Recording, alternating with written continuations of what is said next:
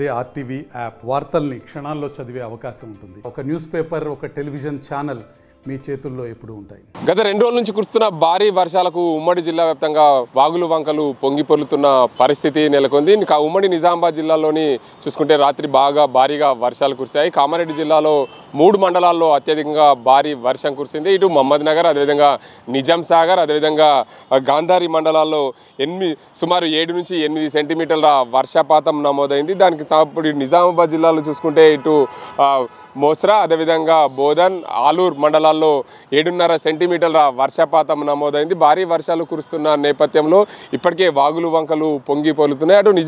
ఇటు ఉమ్మడి జిల్లాకు సంబంధించి చూసుకుంటే ప్రధానంగా ఉమ్మడి నిజామాబాద్ జిల్లా వరప్రదాయని నిజాం సాగర్ ప్రాజెక్టులోకి వరద వచ్చి చేరుతుంది. 4 గేట్ల ద్వారా నీటిని మంజీరా నదిలోకి వదిలి గోదావరి ద్వారా శ్రీరామ్ సాగర్ ప్రాజెక్టుకి వరద నీరు వచ్చి చేరుతుంది. అంటే మహారాష్ట్రలో కురుస్తున్న భారీ వర్షాల వల్ల స్వల్పంగా శ్రీరామ్ సాగర్ ప్రాజెక్టులు ఇన్ఫో వచ్చి చేరుతున్న పరిస్థితి నెలకొంది. మరో 2-3 రోజుల పాటు భారీ వర్షాలు కురిసే అవకాశం ఉందని చెప్పి వాతావరణ శాఖ హెచ్చరిస్తున్న పరిస్థితి నెలకొంది. దీంతోపాటు ఉమ్మడి జిల్లాలో ఇప్పటికే గత వారం రోజుల తర్వాత 2 రోజుల నుంచి భారీ వర్షాలు కురుస్తున్న నేపథ్యంలో ప్రజలు అప్రమత్తంగా ఉండాలని చెప్పి కంట్రోల్ రూమ్లను కూడా ఏర్పాటు చేశారు. జిల్లా అధికారులు పూర్తి స్థాయిలో భారీ వర్షాలు కురుస్తున్న నేపథ్యంలో ఉమ్మడి జిల్లాలో వాగులు వంకలు పొంగి పొర్లుతున్న పరిస్థితుల నేపథ్యంలో ప్రజలు అప్రమత్తంగా ఉండాలి.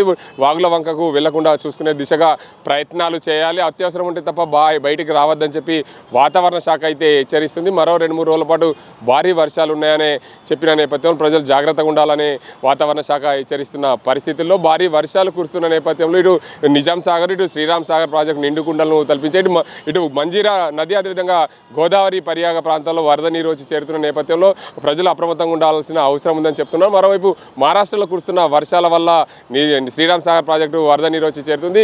గత 2-3 రోజులుగా కురిసిన వర్షాల వల్ల ఇప్పటికే జిల్లాలో మొత్తంగా జిల్లాలో ఇప్పటి సెప్టెంబర్ వరకు 105 సెంటీమీటర్ల వర్షపాతం నమోదు కావాల్సి ఉంది. 77 సెంటీమీటర్ల వర్షపాతమే నమోదైంది. పూర్తి స్థాయిలో మరో 13 సెంటీమీటర్లు సెప్టెంబర్ వరకు లోటు వర్షపాతం అయితే ఉంది. మొత్తంగా జిల్లాలో 24 మండలాల్లో అయితే పూర్తిగా లోటు వర్షపాతమే ఉంది. అత్యధికంగా వర్షం కురిసినప్పటికీ కూడా అక్కడక్కడ ఆ మండలాల్లో పూర్తి స్థాయిలో వర్షం రాకపోవడం దానికి ప్రధాన కారణం. మరో 7 మండలాల్లో అత్యధికంగా వర్షం కురిసింది. పూర్తి స్థాయిలో భారీ వర్షాలు కురుస్తున్న నేపథ్యంలో వాగులు వంకలు చెరువులు కూడా నిండుకుండలను తలపిస్తున్నాయి. ఇటీవల కాలం గత వారం రోజుల కంటే ముందు కురిసిన వర్షాల వల్ల కామారెడ్డి, నిజామాబాద్ జిల్లాలో భారీగా పంటలు నష్టపోయిన పరిస్థితి ఉంది. వాగులు వంకలు పొంగిపోయిన పరిస్థితి. ఇప్పుడు కూడా చెరువులు కుంటలు నిండుకుండలా ఉన్న నేపథ్యంలో ప్రజలు అప్రమత్తంగా ఉండాలి. భారీ వర్షాలు మరింత కురిస్తే ఇబ్బందులు ఉంటాయి.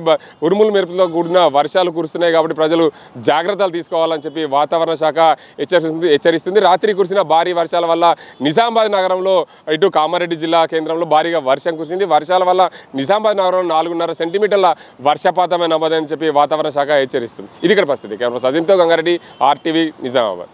తెలుగులో ఫాస్టెస్ట్ న్యూస్ ఇప్పుడు కొత్త అవతారంలో 5 సెకండ్లోనే పూర్తి వార్తా సమాచారం మీ చేతిలో.